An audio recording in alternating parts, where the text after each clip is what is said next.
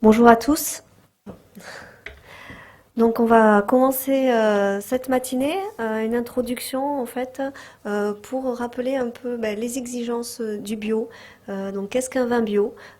Qu'est-ce que ça, ça nécessite pour arriver à la production d'un vin bio? Les exigences pour le producteur et puis les garanties. Qu'est-ce qu'il y a finalement derrière, derrière ce label? Quelles garanties ça amène? Voilà. Donc, qu'est-ce qu'un vin bio? D'abord, d'un point de vue réglementaire, euh, la certification vin bio, c'est déjà relatif à une réglementation qui est à l'échelle européenne. Et donc, il y a en fait une succession de réglementations, si vous voulez. Merci. Il y a la réglementation vin. Voilà, la première étape, c'est donc la réglementation vin, donc tout ce qui concerne la filière vitivinicole, donc l'OCM vitivinicole. Et sur cette réglementation, qui est aussi une réglementation européenne, se superpose la réglementation bio. Donc cette réglementation est aussi à l'échelle européenne. Donc les premiers textes datent de 1992.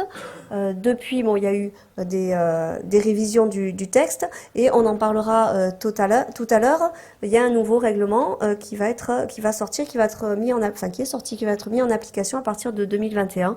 Donc il y a voilà, il y a cette réglementation qui évolue aussi dans un objectif d'apporter aussi de renforcer la qualité du label, hein, d'apporter une garantie vraiment forte sur les produits bio, de permettre le développement de la bio et également d'encadrer au mieux la production bio avec l'évolution des filières. Et donc, notamment en 2012, on a pu, dans notre filière, accéder à la certification jusqu'au vin, puisqu'on a pu avoir un texte qui concerne toute la transformation et la vinification. Voilà. Donc, depuis 2012, on a ainsi une certification vin bio qui s'est construite comme ça. Alors, d'un point de vue technique, qu'est-ce qu'un vin bio? Donc, sur les pratiques viticoles, tout d'abord, c'est zéro pesticide de synthèse. Donc, on a recours au niveau de la gestion des maladies à l'utilisation de produits naturels, d'origine naturelle. Le bio, donc, c'est pas d'OGM et c'est aussi pas d'herbicide. Donc, aucun produit d'herbicide. La maîtrise des adventices se fait par un travail mécanique. Au niveau de la fertilisation, de l'enrichissement des plantes, donc on travaille avec des produits qui sont d'origine naturelle aussi, donc des engrais organiques, du compost, des engrais verts ou des poudres de roche. En fait, donc l'agriculture bio, c'est une approche globale d'un système qui doit maintenir en équilibre la vigne sur le sol sur lequel elle est et dans son environnement. Voilà, c'est vraiment le considérant de l'agriculture biologique. Hein, c'est l'objectif que doit atteindre le vigneron, de garder cet équilibre et de préserver sa vigne, développer sa vigne en préservant cet équilibre. Donc tout ceci demande et nécessite effectivement plus de main-d'œuvre. Donc il y a une augmentation du besoin en main-d'œuvre qui est plus ou moins important aussi selon les terroirs sur lesquels on se trouve. Donc c'est un plus aussi par rapport au travail et l'impact social que ça peut avoir. Et de ce fait, on a une augmentation plus ou moins importante aussi du coût de production. Et donc là, au niveau du marché, la filière a aussi l'enjeu de la filière, c'est également de pouvoir commercialiser en intégrant ces coûts de production de manière à créer une filière qui soit rentable et qui puisse se développer. Au niveau de la transformation, donc sur les pratiques de vinification, grosso modo, il y a 4 points clés. Premièrement, c'est l'utilisation d'ingrédients agricoles 100% bio. Donc tous les raisins qui produisent du vin bio sont bio. Et également les autres ingrédients agricoles pour certaines vinifications plus spécifiques, donc sucre, alcool ou mou concentré rectifié, doivent être certifiés bio. Il y a certaines pratiques physiques qui sont interdites, donc notamment la désalcoolisation, l'électrodialyse, des filtrations très serrées, sont des techniques qui sont interdites en bio. Au niveau des additifs et des auxiliaires, il y a une limitation par rapport à la vinification conventionnelle et certains intrants doivent être d'origine bio s'il y a des disponibilités commerciales sur le marché. Et enfin, le sulfitage est autorisé en bio. Par contre, sur les limites de SO2 total dans les produits à la commercialisation, on a des limites donc qui sont inférieures à ce qu'on a autorisé en conventionnel. Voilà les grandes clés de la vinification bio. Donc la conversion vers le bio, c'est un processus qui est assez long, puisque le vigneron va s'engager pendant 3 ans en conversion pour pouvoir avoir ce label bio. Donc il faut que l'engagement soit total sur une exploitation. On peut avoir un engagement qui soit progressif, sous dérogation. On peut avoir 5 ans pour permettre d'engager la totalité de son vignoble. La seule possibilité de distinction peut se faire éventuellement sur la couleur, c'est-à-dire de décider d'engager les raisins rouges en bio et de garder les blancs conventionnels, ou inversement. Mais en dehors de cette possibilité, on a une obligation que toute l'exploitation soit engagée vers le bio. Donc pendant cette phase de conversion, les professionnels ont l'obligation de respecter l'ensemble des exigences de la réglementation bio. Donc du premier jour d'engagement, il faut déjà respecter l'ensemble des exigences. Et de ce fait, donc sur la première année qu'on appelle C1, on a cette phase de transition où le produit fini va rester en conventionnel. On démarre le bio, donc on ne peut pas valoriser.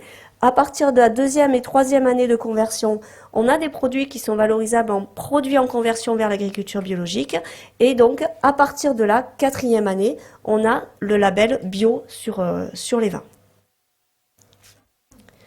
Alors, si on regarde l'étiquette d'un vin bio à la loupe, donc tous les vins que vous allez voir exposés sur ce salon, vous allez retrouver ces informations. Donc, il y a des mentions obligatoires qui doivent se retrouver sur tous les produits bio. Première chose, le logo bio européen.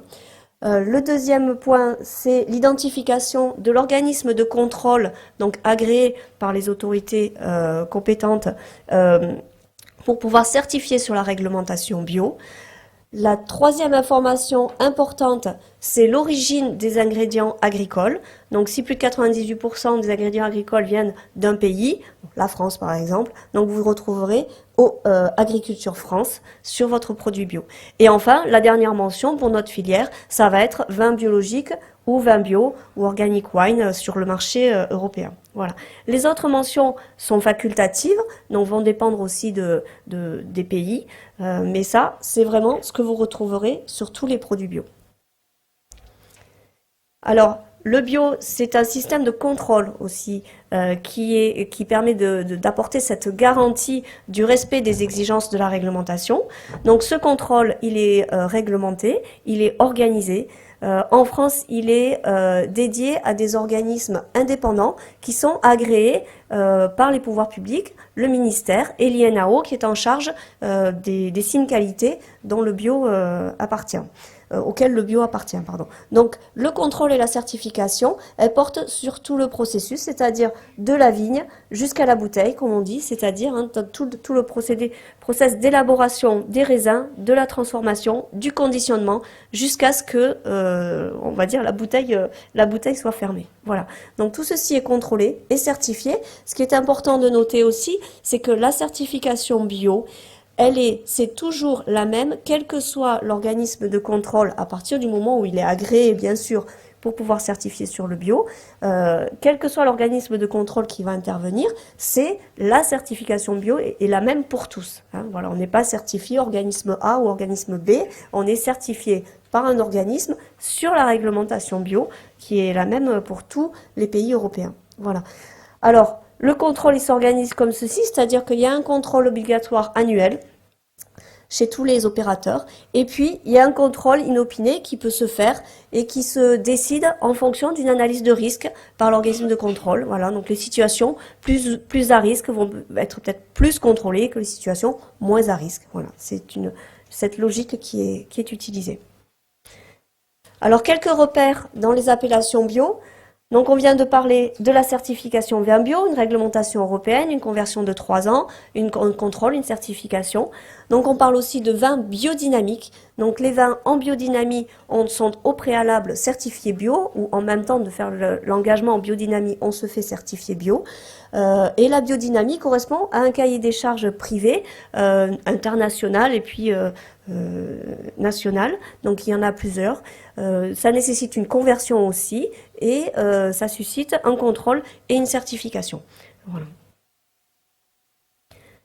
Alors, on peut, vous remarquerez sûrement d'autres indications ou d'autres allégations ou d'autres logos sur les bouteilles de vin bio, mais qui ne dépendent pas de la réglementation bio. Donc, par exemple, le premier qui va être sans sulfite ajouté.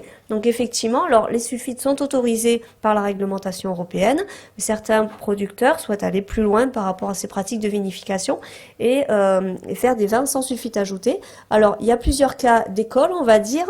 Le premier cas, c'est effectivement le vigneron n'utilise pas de sulfite en vinification et donc il a des teneurs en sulfite qui sont inférieures à 10 mg par litre, donc il peut utiliser la mention, l'allégation sans sulfite ajouté. Deuxième possibilité, le vigneron n'utilise toujours pas de sulfite en vinification et pourtant, au résultat d'analyse, les vins à la commercialisation, il a des teneurs qui dépassent les 10 mg par litre. Effectivement, on peut trouver les cas parce que les levures produisent naturellement des sulfites.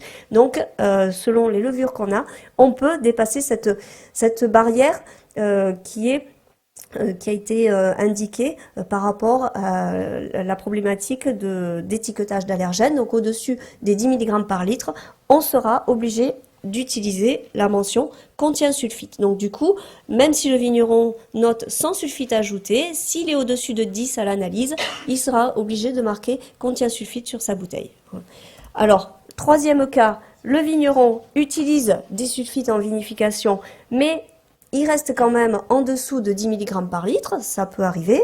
Il n'a bien sûr pas la possibilité de marquer sans sulfite ajouté puisqu'il en a utilisé.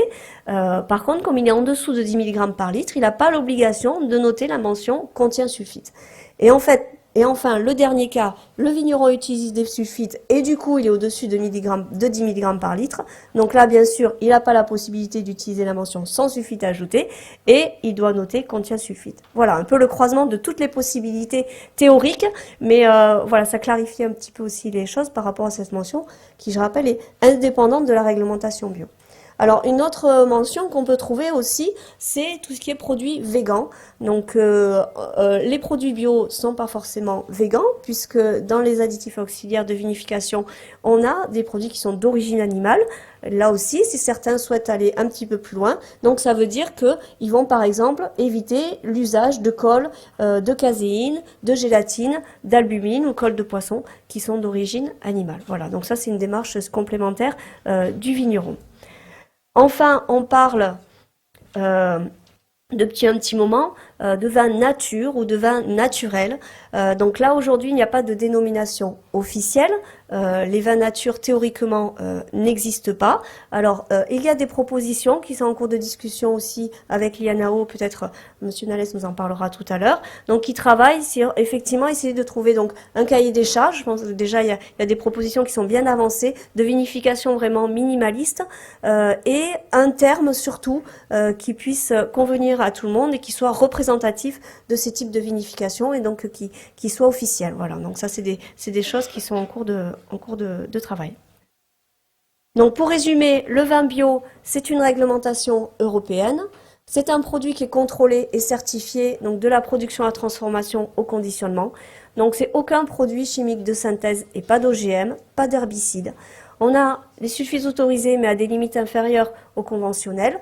Et effectivement, c'est un respect de la matière première. C'est un objectif premier sur la transformation.